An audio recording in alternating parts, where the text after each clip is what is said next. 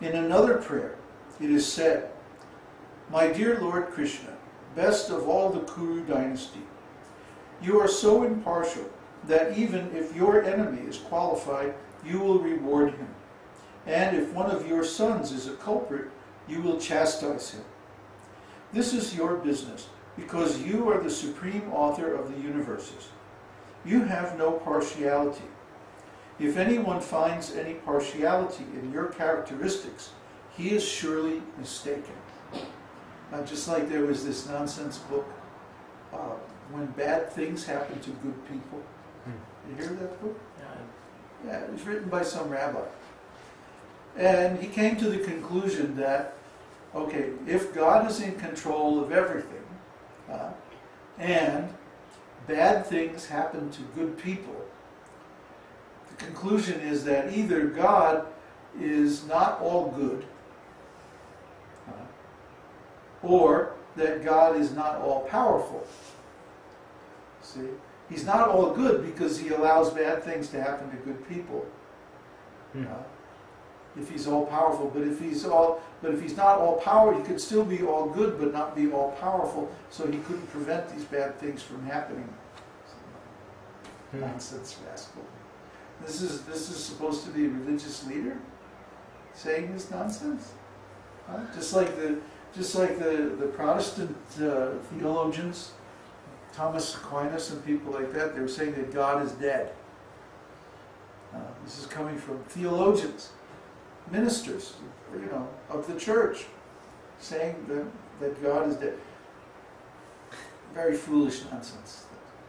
And it's all based on this same idea that this world is, now hold on to your hats, remember you heard it here first, this world is imperfect. Sorry to bust your bubble, but this world is full of all kinds of nonsense. So, does that mean that God is bad? No, it means that we are bad. We are bad, therefore we get put into a world where bad things happen. It's very simple. Just like if someone commits a crime, then he has to go to jail. And in jail there are all kinds of bad people and all kinds of bad things happening. But that's to be understood because the place is full of criminals. So when someone does a criminal act, then the state, their responsibility is to protect the other citizens who are not criminals, who are good people, so they have to put these criminals away somewhere where they can't do any more damage, at least to the other people. So they put them in the jail. So then, similarly, Krishna takes the living entities who are in a fallen state, who have deviated from his program, into this material world. And because the material world is designed in a similar way as a prison house, there's so many restrictions and so many limitations, and so many blocks to our progress in this material world that you can't do anything you want here. There's so many difficulties. Maybe you make a little progress and then you hit some obstacle and you have to stop, and so on and so on. So many problems. And of course there's birth and death. That's the biggest problem. So why does Krishna put us in this world? It's because of us. It's not because he's mean. It's not because he's vindictive. It's to protect the pure devotees in the spiritual world from our nonsense. I think they're all gone now. Hopefully. Yeah. That was funny. I was doing the kirtan, and I feel this tickling. What's this? Anyway, now we know it's organic, right? Very fresh. Really, they were just picked a few minutes ago. So, he puts us in this world because actually this is the world that we deserve to be in.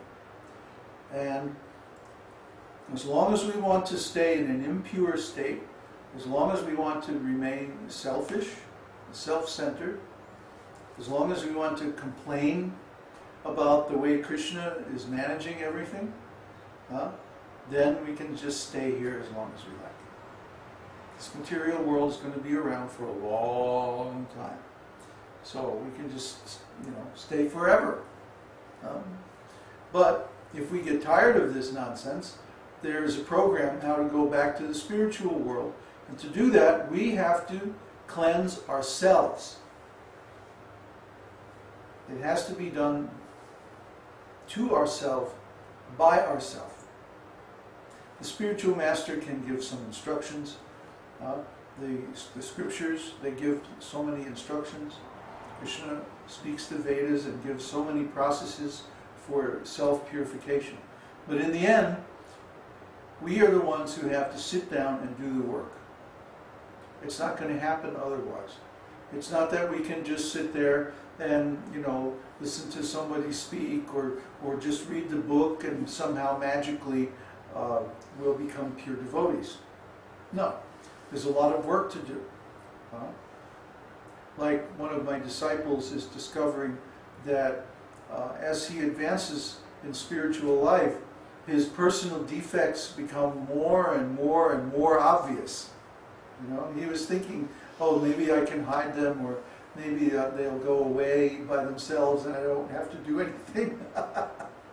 But no, it doesn't work like that. And of course, when you're in close association with a pure devotee, the thing's going to come out and be very, very obvious. Just like a spot on a white cloth is very, very obvious. So in the context or against the background of a pure devotee's consciousness, these things are very, very obvious, just glaringly obvious. And of course, people don't like to see that. So they try to think some excuse how they can go away and save face, right? So, oh yeah, well the guru, he's got so many bad qualities, and he talks with a Jersey accent, and I mean, really, people found fault even with Srila Prabhupada. But of course, there is no really fault in the spiritual master. The fault is in the disciple. The fault is always in the person who is being instructed. At least in the case of a bona fide spiritual master. So that means this process is something that takes a long time, requires a lot of knowledge, and a very fixed determination, steadiness over a long period of time. Actually over a whole lifetime. Because it's just like, if you wash your car today, then a week later, it's going to be dirty again. You see? So you have to wash the car regularly, otherwise it slowly becomes covered over. And the same thing is true of our consciousness, because we're in the material world, we're in association with so much nonsense. If we don't clean the mind and heart regularly every day by chanting the holy name, then gradually so many impurities will pile up and will become harder and harder. Oh, poor little guy. Become harder and harder to restore our consciousness to its original purity. So the best thing is to perform this devotional service in a regulated way. Make it a habit every single day. Get up in the morning, do our mantras, do a little bit of scriptural study, make some prasadam and offer it nicely with love, and then do some service. Do some spontaneous, unasked for service on your own initiative every day. I was just reading this wonderful shloka. I'm working on a play about Lord Chaitanya that we're going to produce in India as a video and as a stage show, this and that. And one of the prayers is very nice. Lord Krishna is contemplating appearing in this world as Lord Chaitanya. And he quotes a verse from some Purana which is given in Caitanya-caritāmṛta. And Krishna says, the process of regulated devotional service leads to liberation in the Vaikuntha planets and complete cessation of material existence. However, such devotional service based on rules and regulations does not satisfy me fully.